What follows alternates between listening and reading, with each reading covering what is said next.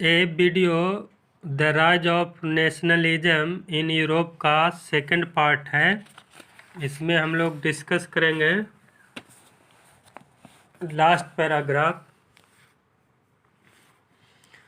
This chapter will deal with many of the issues visualised by Sorrieu in figure 1। इसमें बताना चाह रहा है कि जो ये फिगर है जो विजुअलाइज किया गया है सोर्यू के द्वारा, इसमें कई सारे इशू पे डिस्कस किया गया है, कई सारा सब्जेक्ट है। कौन कौन सब्जेक्ट है? During the 19th century nationalism emerge as force which brought about sweeping change in the political and mental world of Europe. Means during 19th century में जो चेंज हो रहा है, स्पेशली आफ्टर फ्रेंच रिवॉल्यूशन के बाद, तो उसी के बाद जो फ्रेंच रिवॉल्यूशन हुआ, लोगों में idea of nation state develop हुआ कि हम लोग क्या है, हम लोग को अब स्वतंत्रता चाहिए, हम लोग में यूनिटी चाहिए।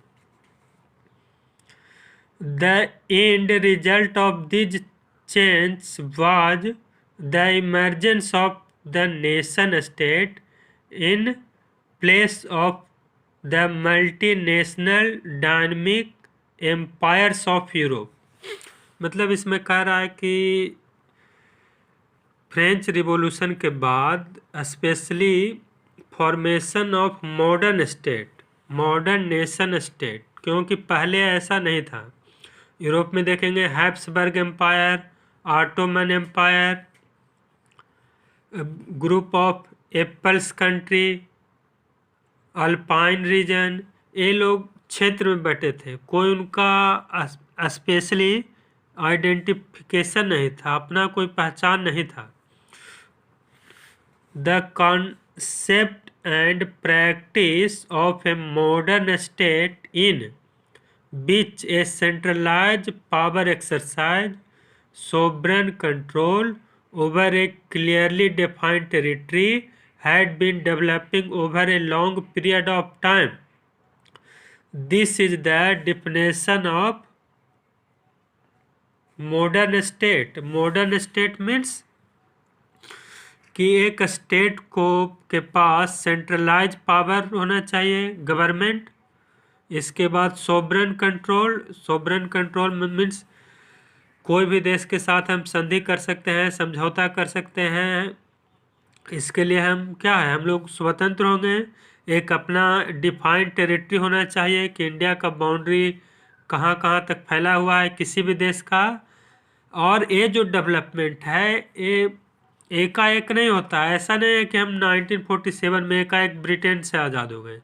अब जाएंगे तो foreigner invaders, Alexander, Sakas, Kushanas, Hunas, different invaders in medieval period, Delhi सल्तनत, Mughal period, Babur, these are after that British in 1947 में हम लोग फ्री हुए।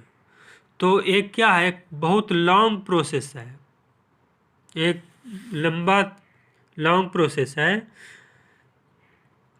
वही कह रहा है कि long period of time in Europe but a nation state, nation state means be include definition of nation as India is a nation and a state was one in which the majority of its citizens and not only its rulers।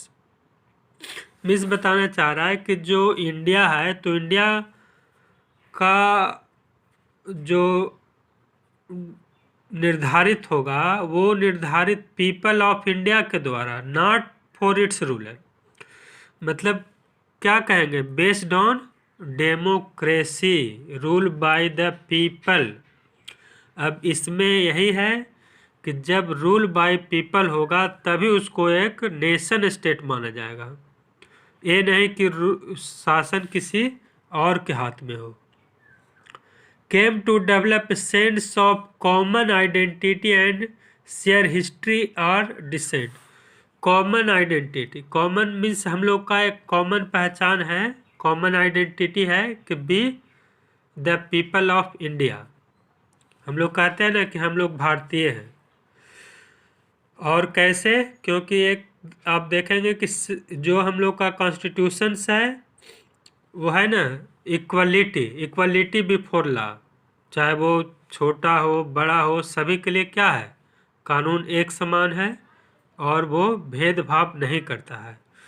तो वही बता रहा है कि एक हम लोग का कॉमन आइडेंटिटी है। This comments did not exit from time immemorial, it was force through struggle through the action of leaders and the common people. मतलब ये जो हम लोग जो अचीव किए हैं वो ऐसा नहीं है कि तुरंत हो गया है, थ्रू स्ट्रगल। जैसे फ्रीडम फाइटर हर कंट्री के हैं, यहाँ पे हम इंडिया का एग्जांपल इसलिए दे रहे हैं कि आप इंडिया से कंपेयर करिए यूरोप का। फ्रीडम फाइटर्स महात्मा गांधी, भगत सिंह, सुभाष चंद्र बोस, लिखा है ना through action of leaders common people. कोई भी जो रिवोल्ट हुआ उसमें कॉमन पीपल का मेन रोल होता है। सभी लोग मिल के क्या किए, एक फॉर्मेशन ऑफ नेशन स्टेट हुआ।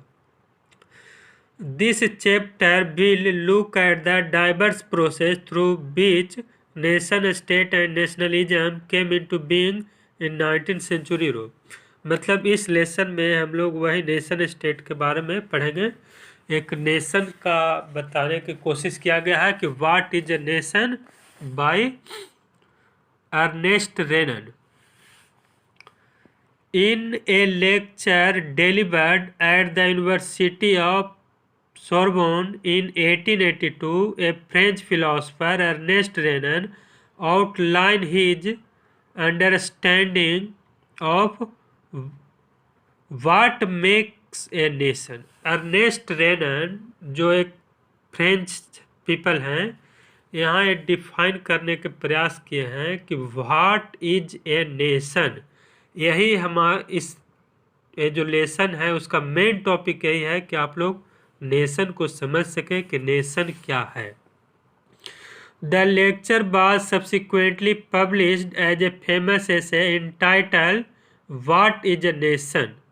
In this essay, Renan criticized the notion suggested by others that a nation is formed by a common language, race, religion or territory.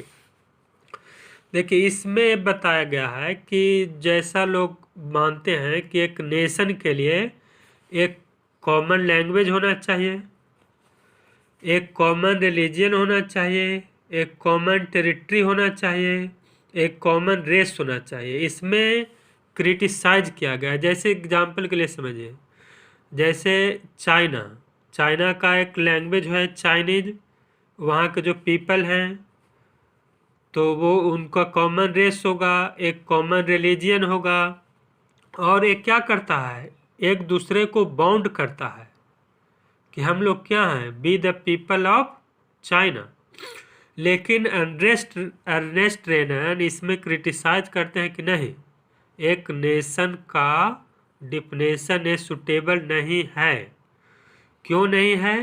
क्योंकि आप देखेंगे कॉमन लैंग्वेज इंडिया पे, तो इंडिया का कोई common language नहीं है। आपका जो कॉन्स्टिट्यूशंस है उसमें 22 लैंग्वेज दिया गया है 8 शेड्यूल में।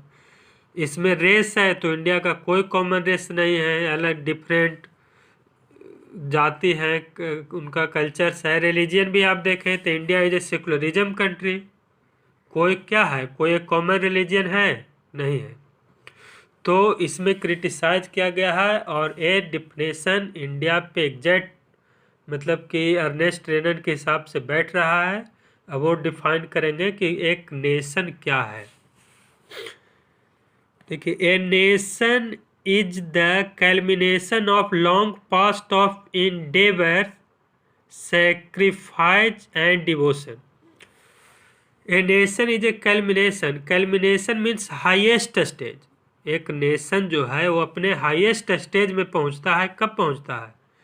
After long past of endeavours. Endeavours मतलब एक लंबी समय से कोशिश किया जाता है, कोशिश किया जाता है, लोगों को सेक्रीफाइज होना पड़ता है, अपने देश के लिए क्या है, डिवोशन होना पड़ता है। होता है ना कि नेशनलिज्म क्या है, dedication of his own country, surrender, devotion, sacrifice, उसके लिए क्या करना है। इंडेवर्स का मतलब है कोशिश करना, प्रयत्न करना। After long a heroic past, great man glory, that is the social capital upon which one basis a national idea. देखिए हीरोइक पास्ट, हम लोग बात करते हैं ना महाभारता पीरियड, रामायणा टाइम्स, जो क्या है two great epics, Mauryan period, Gupta period, तो क्या है ग्रेट हीरोइक पास्ट। किसी भी कंट्री का एक अपना पास्ट होता है। ग्रेट मैन, जो ग्रेट मैन है Buddha, Mahavira and different people. Glory, that is social capital upon based on national idea. और ये सारे लोग को हम लोगों में क्रिएशन होता है national feeling. To have common glories in the past, to have common will in the present and to have perform great deeds together. देखिए कॉमन लिखा है ना, कॉमन ग्लोरी। कॉमन ग्लोरी जैसे इंडिया का बात होगा तो इंडिया एक कॉमन है, चाहे वो किसी भी जाति के हो, किसी भी समुदाय के हो, किसी भी रेस का हो। एंड पास्ट जैसे बात होगा तो इंडिया का बात होगा, न कि अलग अलग स्टेट, अलग अलग सिटी का बात होगा। And A common will in present, हम लोग के पास क्या है कॉमन प्रेजेंट में भी है कि इंडिया इज ए कंट्री। हम लोग के पास क्या है कॉमन पहचान है, we are the Indians.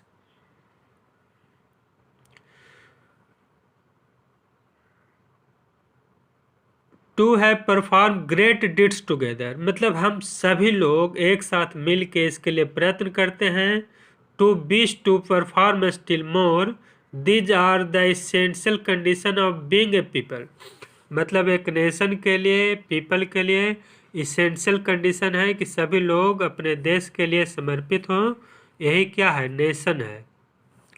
A nation is there for a large scale solidarity, its existence in a daily plebiscite. Solidarity means unity, लिखा है ना लार्ज स्केल सोलिड। जब भी इंडिया का बात आता है तो हम लोग क्या है सभी लोग एक हो जाते हैं कि वी आर द इंडियन। सभी लोग मिल के क्या करते हैं, विरोध करते हैं, चाहे जो हमारे एनमीज कंट्री है या किसी भी जो इंडिया के विरोधी है। Existence in daily plebiscite, plebiscite means कि हम लोग क्या करते हैं वोट के द्वारा डिसाइड करते हैं कि what is right and what is wrong. मतलब कि इसमें देखेंगे तो प्लेबिसाइट को डिफाइन किया गया है डायरेक्ट वोट, एक्सेप्ट या रिजेक्ट ए प्रपोजल। मतलब किसी भी प्रपोजल को सही है गलत है, डायरेक्ट क्या है वोटिंग कराया जाता है, लोगों से राय सलाह लिया जाता है। A nation never has any real interest in annexing और holding on to a country against its will. देखिए यदि नेशनलिज्म हाईएस्ट स्टेज पे पहुंच जाता है तो जो पावरफुल कंट्री है वो छोटे छोटे गरीब देश को गुलाम बनाना शुरू कर देता है। लेकिन इसको उग्र नेशनलिज्म कहते हैं। ये नेशनलिज्म वो नहीं है, यही बताने के प्रयास किए हैं कि nation never had real interest annexing. मतलब हम एक नेशन का एक रियल इंटरेस्ट कभी नहीं होता है कि दूसरे देश पे अटैक करें, उसको वो भी वहाँ के जनता के विरुद्ध against its will. The existence of nation is a good thing, मतलब कि नेशन ठीक है लेकिन उसका एक लिमिटेशन होना चाहिए। ऐसा नहीं है कि हमारे अंदर नेशन का भावना आया और हम 10-20 देश को अपने अंडर में ले लिए, तो ये नेशन नहीं है। ए necessity even there existence is a guarantee of liberty, मतलब उसका जो एग्जिस्टेंस है उसको गारंटी देना पड़ेगा लिबर्टी का। लिबर्टी मतलब होता है फ्रीडम, लेकिन फ्रीडम लिबर्टी अलग अलग है। लिबर्टी का मतलब है हम लोग फ्री हैं, लेकिन जो राइट्स हम लोग को कॉन्स्टिट्यूशन से मिला है उस आधार पे, लेकिन ऐसा नहीं कि हम लोग जो चाहें वो करें। लिबर्टी का भी एक लिमिटेशन है। बीच would be lost if would had only one law and one master. लेकिन ये लिबर्टी खत्म हो जाएगा कब? जब हम लोग के पास केवल रूलर एक होगा और एक ही लॉ होगा। Thanks for listening video. Okay.